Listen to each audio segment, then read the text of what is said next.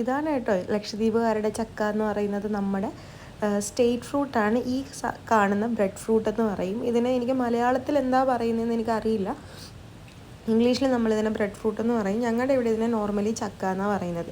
പിന്നെ കേരളത്തിൽ നിന്ന് വരുന്ന ചക്കേനെ ഞങ്ങൾ ചക്ക എന്ന് തന്നെയാണ് പറയുന്നത്. പക്ഷേ അതിന് മുമ്പിലൊരു മലിയാം ഉണ്ടാവും. മലിയാം മീൻസ് പുറത്തുനിന്ന് വരുന്ന ഒരു ചക്ക, അങ്ങനെ മലിയാൻ ചക്ക എന്നാണ് നമ്മൾ പറയുന്നത്. അപ്പോൾ ഈ ഒരു ചക്കയ്ക്ക്, ഈ കാണുന്ന ചക്കയ്ക്ക് ലക്ഷദ്വീപിൽ ഭയങ്കര ഡിമാൻഡാണ് കേട്ടോ. ഡിമാൻഡ് എന്ന് പറഞ്ഞാൽ അടാറ് ഡിമാൻഡാണ്. ഈ ചക്ക വെച്ചിട്ടുണ്ടാക്കുന്ന എല്ലാ കാര്യങ്ങളും, പലഹാരങ്ങളായാലും കൂട്ടുകറി ആണെങ്കിലും ലക്ഷദ്വീപുകാർക്ക് ഒരുപോലെ ഇഷ്ടപ്പെട്ട കാര്യമാണ്.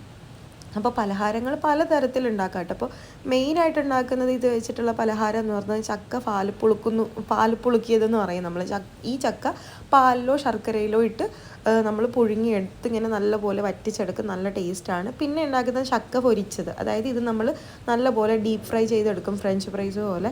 അതും നല്ല ടേസ്റ്റാണ്. പിന്നെ നമുക്ക് ഇതുകൊണ്ട് ഉണ്ടാക്കാൻ പറ്റുന്നത്, ഇതിനെ പുഴുക്കി നമ്മൾ തേങ്ങയിട്ട് നല്ലപോലെ കുഴച്ചെടുക്കും. ബ്രേക്ക്ഫാസ്റ്റിനൊക്കെ അങ്ങനെ ചെയ്യാറുണ്ട്, പഞ്ചസാരയൊക്കെ ഇട്ടിട്ട്.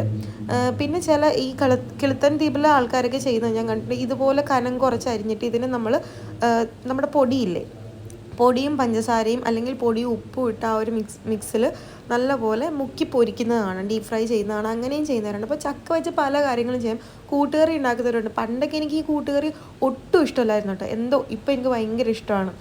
അപ്പം ഞാനൊക്കെ വീട്ടിൽ ചക്ക പൊരിക്കാനൊക്കെ ഉണ്ടാക്കുമ്പോൾ നമ്മൾ ഉണ്ടാക്കുന്നതെന്ന് വെച്ചാൽ ഇങ്ങനെ ഉപ്പും മഞ്ഞളും ഇട്ട വെള്ളത്തിൽ ആദ്യം ഇതിനെ കഴുകി വെച്ച് അങ്ങനെയൊക്കെ ചെയ്യും. ഞാനൊരു 2-3 പ്രാവശ്യമെങ്കിലും കഴുകും കേട്ടോ, ഇതിന് പുറത്തുള്ള ആ ഒരു പശപ്പ് മാറാൻ വേണ്ടിയിട്ട്. പക്ഷേ ചില ആൾക്കാർ ഇത് അരിഞ്ഞിട്ട് ഡയറക്റ്റ് അങ്ങനെ തന്നെ ഇട്ട് പൊരിക്കുന്ന ആൾക്കാരുമുണ്ട്.